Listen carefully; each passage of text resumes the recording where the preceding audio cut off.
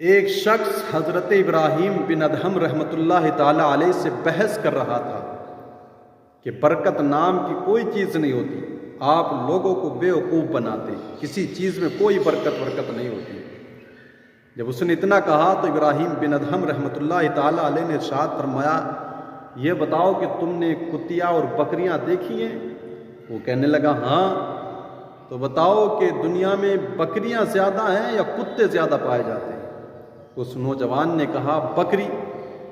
تو آپ نے پھر ارشاد فرمایا، یہ بتاؤ بکری اور کتیا میں بچے کون زیادہ جنتا ہے؟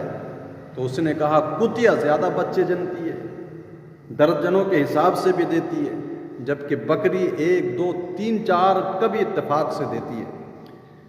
تو کہا بکریاں زیادہ ہیں یا کتے؟ تو کہا بکریاں زیادہ پا جاتی ہیں۔ تو آپ نے ارشاد فرمایا، جبکہ یہ دنیا میں ذبح بھی ہوتی ہے، ہر سال بقرعید پر بھی کتنی ذبح ہوتی ہیں، اس کے باوجود بھی بکریوں کے ریوڑ پائے جاتے ہیں۔ تم نے کہیں کتوں کے کوئی ریوڑ دیکھے ہزار سینکڑوں کی تعداد میں کہیں ایک جگہ پر؟ اس نوجوان نے کہا نہیں۔ تو آپ نے کہا یہی تو برکت ہے۔ تو پھر وہ کہنے لگا، پھر اب یہ سمجھائیں کہ ایسا ہے کیوں کہ کتے زیادہ جنے جانے کے باوجود بھی دنیا میں کم پائے جاتے ہیں اور بکریاں زیادہ پائی جاتی ہیں؟ تو حضرت ابراہیم بن ادہم رحمۃ اللہ تعالی علیہ ارشاد فرمانے لگے، اے شخص بات یہ ہے کہ بکری رات کو سویرے سو جاتی ہے اور صبح فجر کے قریب یہ بیدار ہو جاتی ہے، اور یہی نزول رحمت اور برکت کا وقت ہوتا ہے۔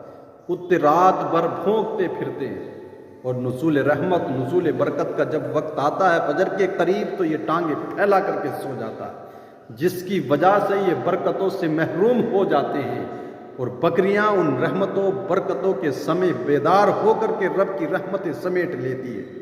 اس وجہ سے بکریاں زیادہ پائی جاتی ہیں، کتے کم پائے جاتے ہیں۔ کچھ اسی طرح سے آج ہمارا بھی حال ہے کہ ہم اپنی پوری رات فضولیات میں لہو و لعب میں سوشل میڈیا پر گزار دیتے ہیں، اور جب وقت فجر آتا ہے تو پھر لمبی چادر تان کے سو جاتے ہیں۔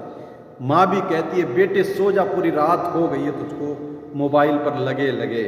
اسی وجہ سے ہم نزول رحمت کے وقت جو سو جاتے ہیں، تو آج نہ ہمارے مال میں برکت، نہ کاروبار میں برکت، نہ ہماری اولاد میں برکت ہے، اور نہ کسی دوسری چیز میں برکت ہے۔